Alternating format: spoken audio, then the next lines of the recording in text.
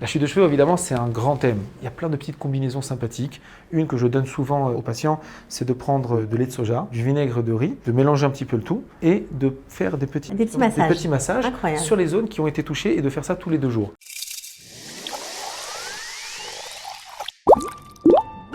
Hilal Ouaknine, bonjour, merci de nous accueillir dans ton nouvel antre. Bonjour Cathy, bienvenue. Voilà, c'est ici que je traite mes patients. Alors aujourd'hui, on est là pour un numéro à votre santé spécial. Alors chute de cheveux, de façon générale, celle que l'on traitera en acupuncture sera souvent due à des carences. D'accord ? Des carences en vitamines ? En vitamines, alors on s'est rendu compte que la vitamine B, la vitamine D, en fer, d'accord, ce que nous on appellera en médecine chinoise souvent vide de sang, donc c'est un concept un peu plus global, justement pour parler en fait d'un vide, une forme de vide, et à travers les traitements d'acupuncture et de plantes médicinales, en général en combinaison, on peut justement venir à bout et régler cette carence. La chute de cheveux, évidemment, c'est un grand thème, d'accord ? Ça peut être des fois d'ordre génétique, où là c'est déjà plus compliqué. On peut rien faire. Voilà, c'est beaucoup plus compliqué. Ça peut être lié à une maladie auto-immune et puis complexe. Ça se soigne quand même ? On peut essayer peut-être des fois de ralentir peut-être certains processus et dans certains cas des fois arranger, mais c'est déjà plus long, c'est plus compliqué, ça demande déjà un travail plus important et des fois en combinaison encore avec d'autres sortes de traitements. On a évidemment l'alopécie androgénique et puis qui va se traduire par la chute de cheveux avec le temps pour les mesdames, la calvitie plus pour les hommes. On va dire que voilà, ça fait partie, on va dire des sortes de chute de cheveux.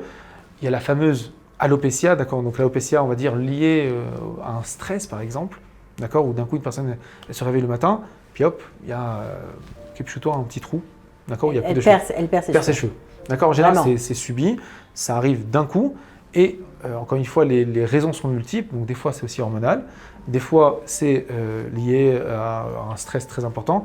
Des fois, ça se soigne par l'acupuncture ? Oui, ça peut se soigner. Et encore une fois, il faut essayer de comprendre quelles sont les différentes raisons pour lesquelles c'est arrivé, puis à partir de là, c'est de générer un petit peu, justement, de rééquilibrer. Bon, alors là, on voit des pieds pour soigner une chute de cheveux. Comme d'habitude, on nous trompe. On a l'habitude maintenant, on sait très bien que par exemple, lorsqu'il y a un problème, je ne sais pas, digestif, on va traiter des points sur les jambes ou sur les pieds, sur les mains et autres. Effectivement, pour la majorité des problèmes, en acupuncture, en fait, on travaille de 2 manières.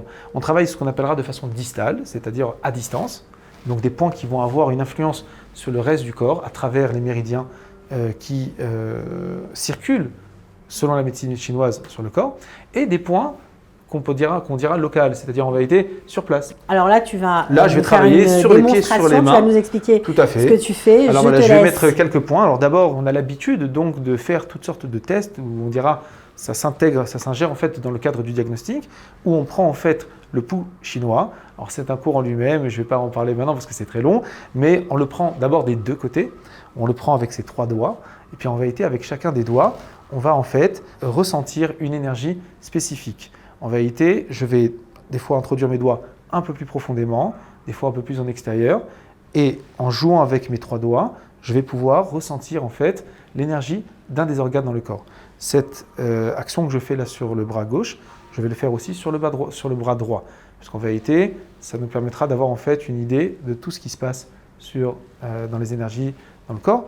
Il y a aussi un travail qui se fait sur le ventre, où je palpe le ventre en fonction de différentes réflexes, me donnera aussi des indications.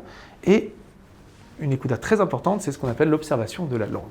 Ça, c'est un concept chinois très très important, où en fait, on regarde la langue, le corps de la langue, la couleur, l'enduit, l'humidité, nous permettra de pouvoir comprendre quels sont les différents mouvements énergétiques dans le corps, où est-ce qu'on a besoin de rééquilibrer un petit peu.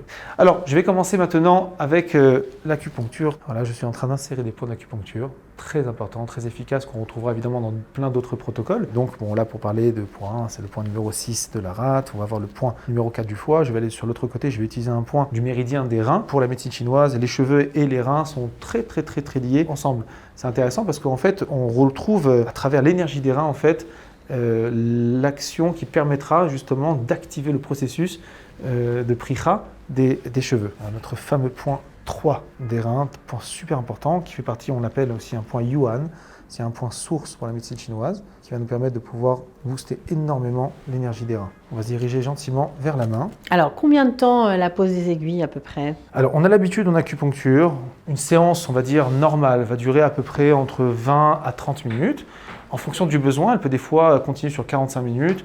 Pour certains problèmes, des fois spécifiquement, par exemple, après un AVC, qui est immobilisé, le traitement peut traiter même jusqu'à 1h30 des fois. On mettra des points sur la tête et tout. Ça va prendre plus de temps. Des fois, des traitements peuvent être très courts.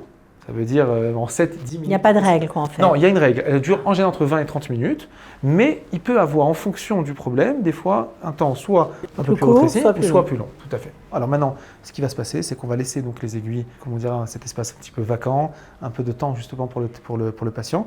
L'espace émotionnel est extrêmement important, on ne se rend même pas compte. Aujourd'hui, on commence à se rendre compte à combien il influence finalement sur notre corps. Cet espace qu'on donne, qu'on propose au patient, c'est justement un temps pour lui. On se retire un petit peu, on laisse les aiguilles, puis il se retrouve un petit peu avec lui-même, il récupère un petit peu, il respire, il se renouvelle. Et ça permet justement de pouvoir accélérer ou faire fonctionner les aiguilles encore plus, grâce justement à cette relaxation. Alors ce qui va se passer, c'est que moi, toutes les X temps, minutes, je vais venir, je vais stimuler un petit peu les aiguilles en les bougeant un petit peu. Et puis dans le cadre d'autres traitements, il se peut que j'utilise encore d'autres méthodes, comme le laser par exemple, l'électroacupuncture, de la moxibustion et autres méthodes qui se greffent à l'acupuncture. Alors, une petite plante peut-être pour finir? Oui, bien sûr, il y en a plein. Une fois qu'il aura terminé son traitement, qu'il va rentrer chez lui. Il y en a énormément. D'abord, je peux proposer un peu, il y a plein de petites combinaisons sympathiques. Une que je donne souvent en fait, aux patients, c'est de prendre de lait de soja. Du lait de soja. De lait de soja, tout à fait, ouais. Avec du vinaigre de riz, de mélanger un petit peu le tout et de faire des petits massages sur les zones qui ont été touchées et de faire ça tous les 2 jours. Alors évidemment, s'il y a maintenant une forme d'allergie, alors on s'arrête. On fait un petit shampoing. Voilà, petit shampoing, on frotte un petit peu sur les zones. À peu près 2, 3, 4 minutes sur la zone. On laisse un petit peu de temps, puis après on se rince. On laisse à peu près 10 minutes, après on se rince. D'accord. Toutes les 2 minutes. Après, bon, il y a plein de méthodes. Il y a la fameuse shaman kick qui est utilisée.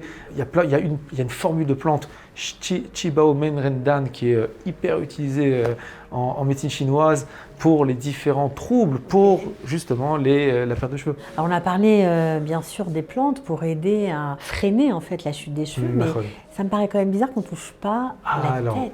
Évidemment qu'on touche la tête. À un certain moment, on va toucher la tête avec toutes sortes d'ustensiles, d'outils, des fois qu'on donne aussi aux patients, une espèce de petits, ce qu'on appelle isorollers, c'est-à-dire en fait une espèce de petit roller qu'on passe sur la tête avec des petits pics qui vont stimuler en fait justement le crâne, permettant, comme on dira, justement de remplir justement cette arrivée de sang. Donc c'est très intéressant. On donne des targuilim, des exercices aussi aux patients à la maison, de se mettre s'il le peut un petit peu en arrière pour faire venir un petit peu le sang jusqu'à la tête. Ce que j'ai fait là, ça correspond à des points qui ont été utilisés après évidemment un diagnostic bien établi. 10 questions très claires en fonction de ce que je vais définir dans mon observation, ma palpation, mes questions et ce que le patient me dira, me permettront à ce moment-là de pouvoir savoir quelle stratégie et donc quel point à utiliser. Et donc là, on combinera avec des points qui sont distales et aussi des points par la suite ou que je mets à même le crâne. On espère que ça va marcher, on verra. On lui souhaite une bonne santé à ce patient et puis merci. Avec grand plaisir.